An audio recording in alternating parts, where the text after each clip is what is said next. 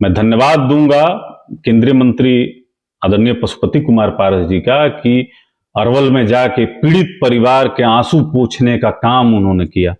देखिए, बिहार सरकार का जो कुशासन है अभिषेक जी, इसको भारतीय जनता पार्टी सदैव चुनौती देती आई है। जब देश के प्रधानमंत्री बोलते हैं कि हमको दबे कुचले और जो पिछड़े वर्ग के लोग हैं इनको आगे लाने का काम है, मुख्य धारा में जोड़ने का काम है।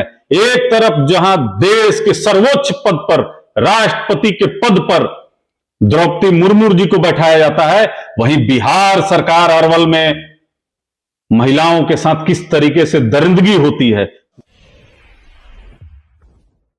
नमस्कार, आप देख रहे हैं धा न्यूज और मैं हूं अभिषेक मिश्रा। अरवल में बिहार को शर्मसार कर देने वाली घटना सामने आई और उसके बाद बिहार की राजनीति का पारा चढ़ गया है। सुशासन पर सवाल उठ रहे हैं। पहले राष्ट्रीय लोक जनशक्ति पार्टी के राष्ट्रीय अध्यक्ष पशुपति कुमार पारस पहुंचे, केंद्रीय मंत्री पशुपति कुमार पारस पहुंचे और उन्होंने इस पूरी घटना पर नाराजगी जताई।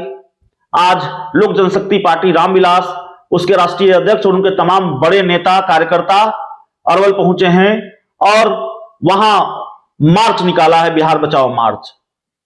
इस घटना को लेकर बिहार की जो राजनीति है वो लगातार बढ़ी और इस मामले ने पूरी तरह से तूल पकड़ लिया है। हमारे साथ राजनीतिक विश्लेषक के रूप में चंदन सिंह हैं।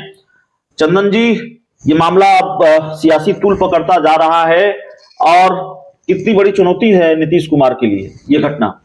देखिए अभिषेक जी, बिहार में लगातार ऐसी घटना घट रही है।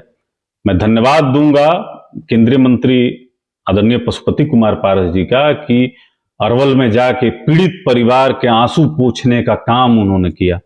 देखिए, बिहार सरकार का जो कुशासन है अभिषेक जी, इसको भारतीय जनता पार्टी सदैव चुनौती देती आई है।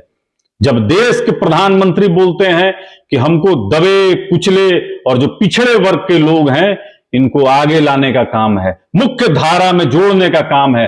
एक तरफ जहां देश के सर्वोच्च पद पर, राष्ट्रपति के पद पर द्रौपदी मुर्मू जी को बैठाया जाता है, वहीं बिहार सरकार अरवल में महिलाओं के साथ किस तरीके से दरिंदगी होती है। पूरा देश जो है उबल रहा है अभिषेक जी। यह सुशासन की सरकार कही जाती है, लेकिन लगातार यहां पर महिलाओं को अपमान का सामना करना पड़ता है। बलात्कार का रेट बिहार में बहुत ज्यादा बढ़ा हुआ है अभिषेक जी। वैशाली में तो हम लोग लगातार देखे कि दलित बच्चियों के साथ किस तरीके से दुराचार करके और उनकी हत्या कर दी गई। उसके बावजूद मुख्यमंत्री एक भी शब्द संतावना का बोलते नहीं है। देखिए अभिषेक जी, आप अरवल में राजनीति कीजिए लेकिन दिखावा मत कीजिए। पीड़ित परिवार का आंसू पोंछिए लेकिन तमाशा मत बनाइए। ये जितने दिखावटी लोग हैं राजनीति में, ये बराबर चाहते हैं कि बिहार की बच्चियों का तमाशा बनाएं, लेकिन राज्य सरकार को समझना पड़ेगा कि जहां एक तरफ आप जातिगत जनगणना का ढोल पीटते हैं, उसी तरफ उसी समाज के जो गरीब, शोषित और पीड़ित लोग हैं उनका आंसू पोंछने का भी काम नहीं करते हैं। सरकार के तरफ से देखिए अभी तक कुछ ऐसा नहीं किया गया है। सरकारी नौकरी की बात नहीं की गई है, मुआवजे की बात नहीं की गई है। यह काफी दुख देने वाला विषय है और बिहार इसे शर्मसार है। माननीय मुख्यमंत्री जी को बिहार और देश की जनता के सामने हाथ जोड़कर माफी मांगना चाहिए। और यह महागठबंधन की सरकार जब से आई है तब से यह अत्याचार बढ़ा हुआ है अभिषेक जी। इस सरकार को जब तक उखाड़ नहीं फेंकेगी बिहार की जनता, तब तक ऐसे कृत्य होते रहेंगे बिहार में। कुढ़नी को लेकर भी सवाल है। ये तो अरवल की बात हो गई और जाहिर तौर पर राजनीति का पारा अरवल को लेकर चढ़ा हुआ है। कुढ़नी को लेकर सवाल है। कुढ़नी में आज वोटिंग हो रही है।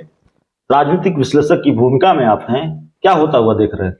नहीं, देखिए, ये लोकतंत्र का पर्व है अभिषेक जी। और वहां के सभी जो सम्मानित मतदाता हैं, वो खास करके युवा वर्ग और महिलाएं हैं, बुजुर्ग हैं, सभी बढ़ चढ़कर हिस्सा ले रहे हैं। जो वोटिंग पैटर्न है उस पर देखने पे तो लगता है कि जो अभी तक का जो रिकॉर्ड करीब 49% रहा है, अगर उसको क्रॉस कर जाए तो आप समझ लीजिए कि वहां पर परिवर्तन की एक लहर है और जनता परिवर्तन पे ही मुहर लगा चुकी है। तो बहुत अच्छा है। जितना ज्यादा संख्या में मतदान होगा, आप समझिए कि एक अच्छा जनप्रतिनिधि वहां चुनकर आएगा और क्षेत्र का विकास करेगा। AIMIM और मुकेश सहनी की क्या भूमिका है? देखिए, ये वोट कटवा की भूमिका में है। जिस तरह से ओवैसी जी ने सीमांचल में 5 सीट जीता और ये महागठबंधन की सीट थी, राष्ट्रीय जनता दल की सीट थी। अगर कोई पॉलिटिकल पार्टी किसी भी समाज को अगर अपना पिछलग्गू समझती है तो वह बहुत भारी मुगालते में है और गलती करती है। कुर्नी की जनता इसी तरीके से वोट करके अचंभित कर देगी, क्योंकि सीवान के जो एक पूर्व सांसद थे, उनके परिवार के साथ किस तरीके का व्यवहार हुआ उनके मरने के बाद, यह कुर्नी की जनता भी देख रही होगी।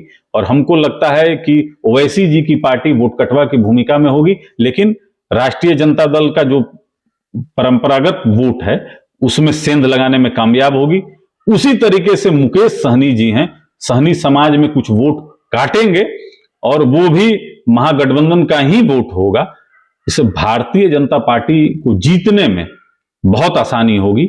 और भारतीय जनता पार्टी ने जिस तरीके से कैंपेन किया, अभिषेक जी, आपने देखा कि लास्ट दिन रवि किशन जी को मैदान में उतार दिया गया।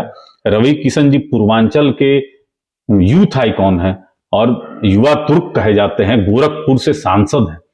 आप समझ लीजिए कि योगी बाबा जहां से थे वहीं के वो सांसद हैं।